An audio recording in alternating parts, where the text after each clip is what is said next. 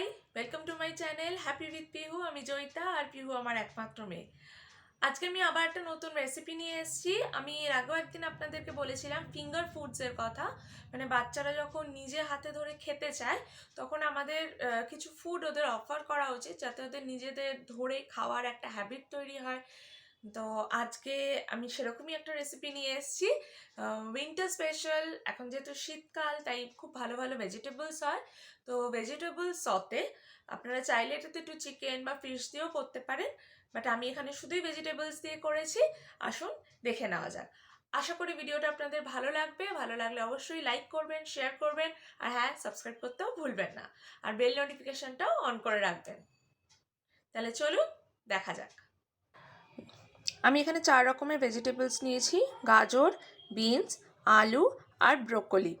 এগুলো সব কটাকে আমি কেটে ভালো করে ধুয়ে নিয়েছি। এবার এগুলোকে আমি হালকা একটু বয়েল করে নেব। এই দেখুন, এখন আমার এগুলো একটু বয়েল হচ্ছে। একটু হালকা ভাপিয়ে নেওয়ার মতো করে বয়েল করব, পুরোপুরি সিদ্ধ হবে না। হয়ে গেলে নামিয়ে নিচ্ছি। এবার আমি একটু কড়াই গরম করে নিয়েছি, নিয়ে তার মধ্যে একটু বাটার দিয়ে দিচ্ছি।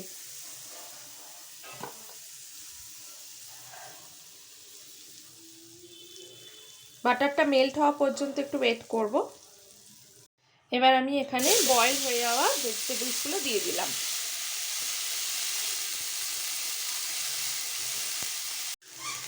অল্প একটু নুন দিলাম।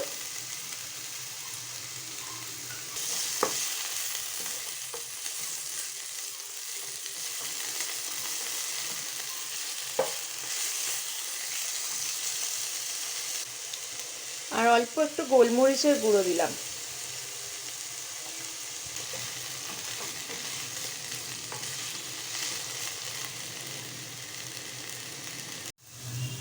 ভেজিটেবলসগুলো খুব বেশি ফ্রাই করবেন না, তাহলে কালারটা নষ্ট হয়ে যাবে। এই কালারফুল ভেজিটেবলসগুলো হালকা সতে করলেই দেখতে বেশি ভালো লাগে। ব্যাস, আমার হয়ে এসছে। এবার আমি এটা নামিয়ে নেব। এই আমার ভেজিটেবল সতে একদম রেডি। এবার দেখা যাক পিহু এটা কেমন এনজয় করে।